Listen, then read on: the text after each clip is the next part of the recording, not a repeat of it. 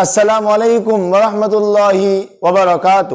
Great personalities عظیم شخصیات series میں آپ کا استقبال ہے۔ پچھلے ایپیسوڈ میں ہم نے ڈسکس کیا تھا کہ حضرت مولانا نذیر میاں صاحب رحمہ اللہ کے جب انتقال کا وقت آیا تو انہوں نے اپنے صاحبزادے حضرت مولانا عبدالقیوم صاحب سے کیا کچھ باتیں ارشاد فرمائی اور ان کو کچھ نصیحتیں فرمائی جو ہمارے پورے مومن سماج کے لیے نصیحتوں کی باتیں ہیں اور ہمیں ان پر عمل کرنا چاہیے۔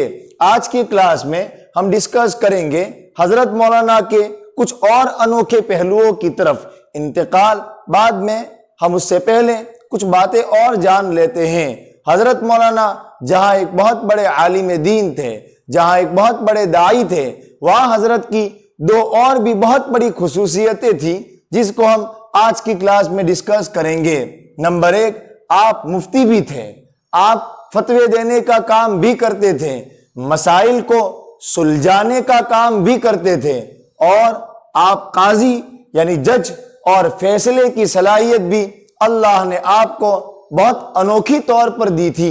اسی کے بارے میں کچھ باتیں ہم ڈسکس کریں گے۔ حضرت مولانا نذیر میاں صاحب رحمہ اللہ کو اللہ تعالیٰ نے بہت زبردست فقہی بصیرت اور فقہی مہارت دی تھی۔ صرف ایسا نہیں کہ اس کتاب میں سے اٹھا کر فتویٰ دے دیا، بلکہ آپ میں فقہ کی ایک بہت عجیب و غریب صلاحیت تھی، اور اس کی جھلک ہمیں آپ کے کچھ فیصلوں سے ملتی ہیں۔ ایک مرتبہ نواب کے راج میں ریڈیو پر یہ خبر آئی کہ عید کا چاند ہو گیا ہے۔ نواب نے کہا کہ یہ اطلاع سارے شہر میں پہنچا دو کہ چاند ہو گیا۔ حالانکہ اس وقت پالنپور میں اور پالنپور کے آس پاس کہیں بھی چاند نظر نہیں آیا تھا۔ جب نواب نے یہ اعلان کیا، حضرت مولانا نذیر میاں صاحب رحمہ اللہ نے نواب سے کہا، آپ نے یہ کیوں کہہ دیا کہ چاند ہو گیا؟ نواب نے کہا، ریڈیو بیکار تھوڑی ہے۔ حضرت مولانا نذیر میاں صاحب رحمہ اللہ نے کہا، کسی نے خون کر کے اگر آپ کی عدالت میں ریڈیو کے ذریعے سے اطلاع دی تو کیا آپ اس کی بات کو مانیں گے؟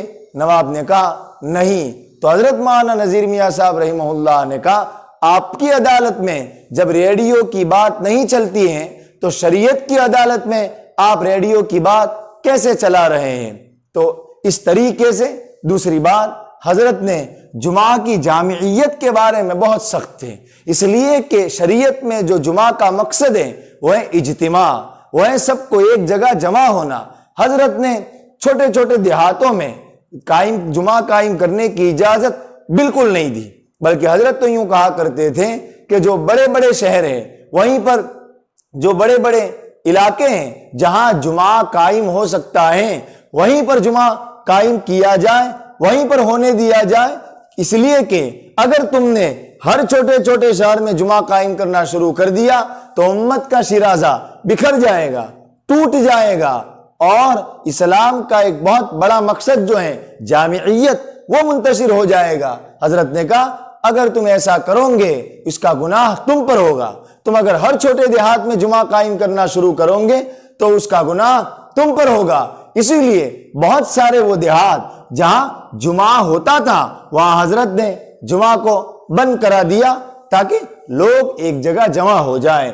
ایک بہت بڑے عالم دین حضرت مولانا سعید احمد خان سلطان پوری رحمہ اللہ، وہ یوں کہتے ہیں کہ دو شخصوں کے علاقے میں جمعہ بند ہے۔ ایک حضرت اقدس تھانوی رحمہ اللہ، ان کے متعلق جو دیہات ہیں وہاں بند ہے، اور ایک حضرت مولانا نذیر میاں صاحب رحمہ اللہ کے ٹچ میں جو دیہات ہیں وہاں جمعہ بند ہے۔ بند ہونے کا مطلب یہ وہاں آسانی سے اجازت نہیں ملتی۔ پھر حضرت مولانا سعید احمد خان صاحب سلطان پوری رحمہ اللہ ایک مرتبہ حضرت مولانا نذیر میاں صاحب رحمہ اللہ کی خدمت میں حاضر ہوئے، تو حضرت نے جمعہ کے بارے میں کوئی تذکرہ چھڑا تو حضرت مولانا نذیر میاں صاحب رحمہ اللہ نے حضرت مولانا سعید احمد خان صاحب سلطان پوری رحمہ اللہ سے فرمایا کہ اصل میں اجازت چھوٹے چھوٹے دیہاتوں میں جمعہ قائم کرنے کی اس لیے نہیں دے رہا۔ حضرت مولانا نذیر میاں صاحب رحمہ اللہ کی دوراندیشی اور فراست کو دیکھیے، اس لیے تاکہ یہ دیہات والے کم سے کم ہفتے میں ایک مرتبہ شہر جائیں جمعہ پڑھنے کے لیے، اور جب شہر جائیں گے تو شہر میں جو بڑے بڑے علماء ہیں، بڑے بڑے صلحاء ہیں، جو نیک لوگ ہیں ان سے ملاقات کریں گے اور دیہاتوں میں جو بدعتیں وغیرہ قائم ہو رہی ہے اس کو وہ ختم کریں گے، دین اور شریعت کا خوراک لے کر کے ان علماء کے پاس سے آئیں گے۔ نمبر 2، دوسری بہت بڑی وجہ جو کوئی سوچ بھی نہیں سکتا، کہا اس لیے تاکہ یہ دیہات والے جب سٹی میں جائیں گے جمعہ پڑھنے کے لیے، اور سٹی میں بزنس مین لوگ ہوتے ہیں، تاجر لوگ ہوتے ہیں، بیپاری لوگ ہوتے ہیں، تو جب یہ گاؤں والے ان بیپاریوں سے ملیں گے جمعہ کی برکت سے تو ایک بزنس سیکھیں گے، اور جو احساس کمتری، جو ڈیموٹیویشن ہے، وہاں سے نکل کر کے وہ یہ سمجھیں گے نہیں ہم بھی بزنس کر سکتے ہیں۔ اب یہ کتنی عجیب و غریب بات ہے۔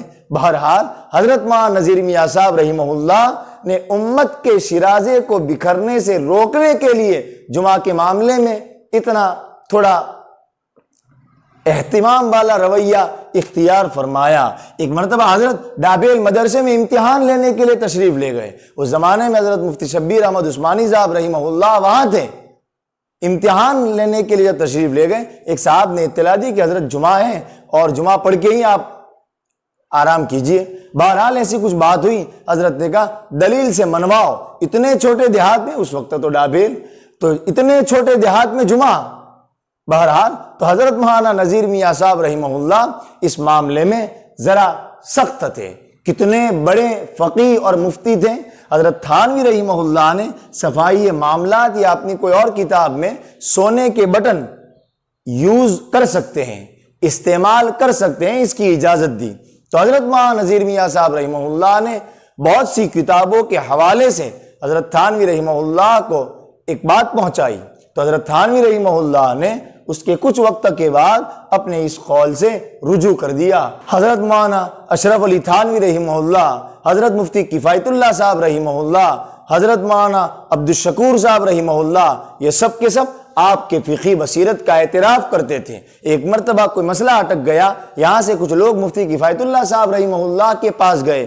حضرت مفتی صاحب نے کہا مولانا نذیر میاں جو تمہارے علاقے میں ہیں ان سے پوچھو، ان کے ہوتے ہوئے میں مسئلہ نہیں بتاؤں گا، وہ تمہارے علاقے کے ہیں، تمہاری نوعیت زیادہ جانتے ہیں، تم ان سے پوچھو۔ اس طریقے کی کوئی بات کہہ کے حضرت نے ان کو واپس کر دیا۔ اس سے اندازہ لگتا ہے کہ حضرت جہاں ڈاکٹر تھے، حکیم تھے، حضرت جہاں عالم تھے، حضرت جہاں داعی تھے، وہیں حضرت مفتی بھی بہت بڑے تھے، حضرت قاضی بھی تھے، حضرت میں فیصلہ کرنے کی صلاحیت بھی بڑی عجیب و غریب تھی۔ ایک واقعہ سناؤ۔ ایک مرتبہ چچا اور بھتیجے میں کسی مال کو لے کر کے انبن ہو گئی۔